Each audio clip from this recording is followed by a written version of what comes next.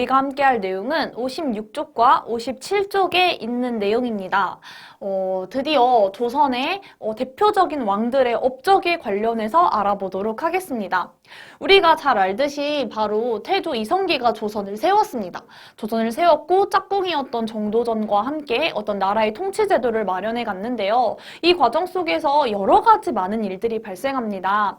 태조는요, 자기의 뒤를 이을 세자를 정하게 되는데 그 세자로서 모두 다 예상했던 사람들이 아니라, 그러니까 조선을 세우는데 노력했던 아들이 아니라 나이가 아주 어렸던 아들을 세자로 삼습니다. 이러한 태조의 결정과 그리고 정도전이 신하 중심으로 정치를 하겠다라고 하는 사실들, 자, 이러한 많은 것들이 합쳐져서 불만을 가진 사람이 있었는데요. 바로 세 번째 왕이었던 태종 이방원입니다.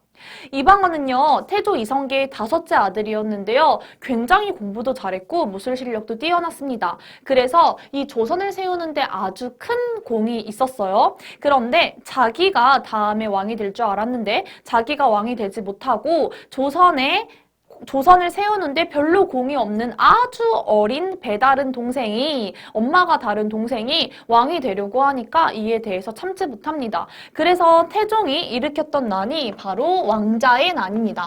왕자의 난을 일으켜서 보여주죠. 정말 이 조선을 건국하는데 노력했던 사람은 나야 라고 하면서 자기의 배다른 동생, 그러니까 세자로 책봉되었던, 세자로 확실시되었던 동생을 죽입니다. 그리고 자기의 스승이었던 정도전, 태조의 짝꿍이었죠. 정도전도 죽이게 되는데요. 이것이 바로 왕자의 난입니다.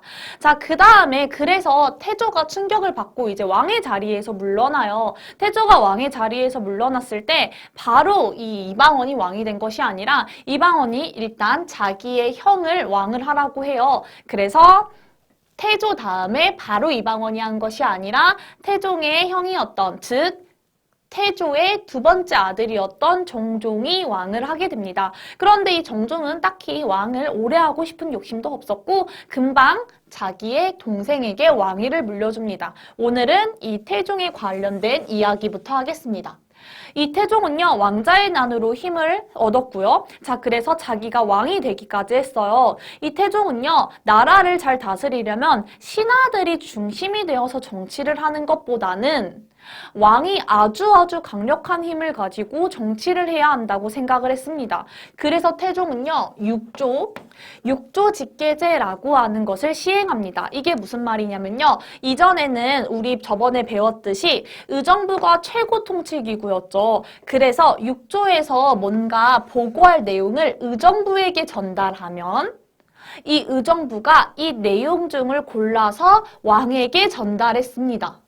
자, 그럼 의정부를 한번 거쳐야 되는 거였죠. 그런데 태종은 이런 거 자체가 싫은 거예요. 뭔가 내용이 결정된 게 있고 보고할 일이 있으면 의정부를 거치지 말고 왕에게 직접 와야 된다고 생각했어요. 그래야 왕이 모르는 내용 없이 정확히 모든 것을 다 알 수 있다라고 생각을 했거든요. 그래서 육조 직계제라고 하는 건 뭐냐면 육조가 직접 왕에게 모든 내용을 보고하는 것을 의미합니다. 의정부를 거치지 않고 육조가 직접 왕에게 전달해라. 그래서 육조 직계제를 시행합니다. 이 육조 직계제를 시행했다는 것을 딱 봤을 때 그만큼 굉장히 이 왕의 힘이 강력했구나를 알 수 있습니다. 네, 그래서 태종은 육조 직계제를 시행했다. 그리고 사병을 폐지합니다. 사병이라고 하는 건 개인적인 병사를 의미해요. 사람들이 개인적으로 자기만의 군대를 가지고 있는 것을 막았어요. 왜? 개인적인 병사를 가지고 있으면 뭔가 왕한테 반항할 수 있잖아요. 그래서 사병을 폐지했습니다. 그리고 호패법을 실시했어요. 자, 호패법이라고 하는 건요, 우리 책 56쪽에도 사진이 잘 나와 있는데요. 지금으로 따지면 주민등록증이라고 생각하시면 됩니다. 16세 이상의 남자에게 발급한 신분증명서예요. 자, 그런데 나라에서 이거를 왜 발급했을까요?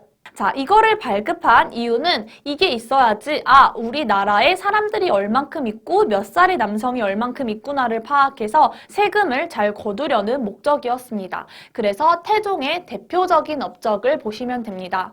태종이 이렇게 탄탄한 틀을 만들어 나서인지 그 다음에 왕이 되었던 태종의 아들이었던 세종은 우리가 잘 알고 많이 존경하는 것처럼 어마어마하게 많은 업적을 남기시죠. 특히 이 세종대왕 같은 경우는 집현전을 만듭니다. 자, 집현전은요, 현명하고 똑똑한 학자들이 모여서 공부하는 곳을 의미합니다. 왕과 함께 공부하는 것을 의미해요. 이 세종은 아빠를 봤을 때 너무나 왕의 힘이 지나치게 강한 것보다는 왕과 신하의 힘이 적절하게 조화를 잘 이루어야 된다고 생각을 했어요. 그래서 집현전을 만들어서 똑똑한 신하들과 함께 공부할 수 있는 그런 장소를 마련했다라고 보시면 됩니다. 그리고 백성들이 농사를 편하게 지을 수 있도록 책을 만들었는데요. 그것이 바로 농사직설입니다. 우리가 요리를 하나 하려고 해도 지금 유튜브나 책을 보면서 찾아보죠. 그것처럼 우리 백성들이 농사를 지어야 하는데 어떻게 하면 잘 지을지 몰라서 어려움에 빠지고 있었어요. 그랬을 때 세종대왕이 우리나라 한국에 맞는 특성을 가진 농사법을 정리해서 책을 만들었는데요. 그것이 바로 농사직설입니다.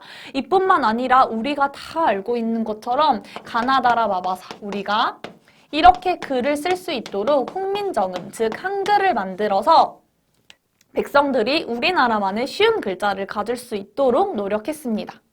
그래서 세종의 업적까지 보았어요. 자, 그런데 다음에 넘어가서는 조금 안타까운 이야기를 해보려고 합니다. 세종의 뒤를 이은 문종은 굉장히 똑똑했다고 해요. 그래서 과학적인 기술에서도 많은 발달을 일으켰다고 할 수 있을 만큼 똑똑했습니다. 하지만 몸이 약해서인지 문종이 굉장히 빨리 죽어요. 문종이 빨리 죽고 문종의 아들이었던 단종이 왕이 되는데요. 아빠가 빨리 돌아가셨으니까 이 단종은 굉장히 어리겠죠. 즉, 단종이 굉장히 어린 나이에 왕이 됩니다. 어린 나이에 왕이 됐을 때 바로 이 왕자리를 노렸던 사람이 단종의 삼촌이자 문종의 친동생이자 세종의 아들이었던 세조입니다. 이 세조는요, 수양대군이었던 세조는 이 단종, 즉 자기의 조카를 몰아내고 자기가 직접 왕이 됩니다. 그런데 명분이 없잖아요. 태종 같은 경우는 그래도 태종이 조선을 세우는데 공이 있었던 그런 사람이에요. 하지만 이 세조는 아무런 이유 없이 왕이 되고 싶다라는 어떤 그런 욕심으로 자기 조카를 죽이고 왕이 됩니다. 그러니까 사람들 사이에서는 세조 뭐야? 왕을 잘할까? 이런 의심이 들었겠죠. 그래서 세조는 더더욱 왕권을 강화시키고 정치를 잘하려고 노력을 했어요. 자, 그래서 세조는 태종과 좀 비슷하게 육조직계제를 사용합니다. 그래서 육조직계제를 사용했다라고 하는 건 다른 관리들을 거치지 않고 내가 진짜 강력하게 어떻게 통치해보겠다, 왕 중심으로 통치해보겠다를 보여주게 돼요. 자, 그리고 세조는 직전법이라는 것을 실시합니다. 우리 그전에 배웠죠? 과전법이라고 해서 관리가 열심히 일하면 경기도를 한정한 토지에서 세금을 거둘 수 있는 권리를 주었어요. 경기도 내에서. 자, 그런데 지금 뭐냐면 공무원들이, 선생님도 공무원이지만 공무원에 우리가 일을 다 하고 이제 나중에 늙었을 때 일을 안 해도 국가에서 연금이라는 게 나오죠. 자, 그런데 이 세조는 어떻게 했냐면 예전에는요, 현직 관리던 지금 일하고 있는 관리던 아니면 전직 관리, 지금은 일하고 있지 않은 은퇴한 관리에게 모두 다 수조권을 주었어요. 그러니까 땅을 주었어요. 땅에서 세금을 거둘 수 있는 권리를. 그런데 이게 모자르다 보니까 어떻게 했냐면 직전법을 시행해버려요. 그러니까 현직에서 일하고 있는 관리한테만 땅을 주고요. 전직, 이제 현직에서 일하지 않는 관리한테는 땅을 주지 않아요. 그러니까 지금으로 따지면 은퇴한 공무원에게는 아무런 연금도 주지 않는 거예요. 그것을 시행한 게 바로 세조입니다. 그런데 이거를 시행할 수 있었다라는 것 자체가 세조의 힘이 굉장히 강력했구나를 알 수 있어요. 그래서 과전법과 직전법을 꼭 구분해서 알아두시면 됩니다. 세조가 시행한 직전법은 이제는 일하지 않는 관리, 은퇴한 관리에게는 수조권, 땅을 주지 않겠다라고 하는 것이 바로 직전법입니다. 자, 그리고 마지막으로 다시 법전을 마련하기 시작하는데요. 바로 경국대전을 편찬하기 시작합니다. 선생님이 시작이라는 말을 붙인 이유는요. 완전히 이때 완성하지 못하고 나중에 성종 때 가서 완성이 돼요. 자, 그래서 세조는 경국대전을 편찬하기 시작했다가 맞습니다. 그래서 여기까지 대표적인 왕들의 업적을 배웠고요. 보면서 알 수 있듯이 이 왕들이 왕의 힘을 아주 강력하게 유지하고 싶었을 때의 특징과 조화롭게 이루고 싶었을 때의 특징을 비교해서 알아두시면 됩니다. 자, 그러면 우리 책에 있는 퀴즈를 풀어보고 마무리하겠습니다. 먼저 56쪽의 1번 태종에 대한 설명으로 동그라미 X표를 할게요. 우리가 태종이 호패법을 폐지했나요? 오히려 호패법을 만들었죠. X입니다. 6조 직계제를 시행했나요? 맞죠? 동그라미네요. 자, 세 번째 왕자의 난으로 세력이 약해졌나요? 오히려 왕자의 난으로 왕권을 가지고 올 수 있었죠.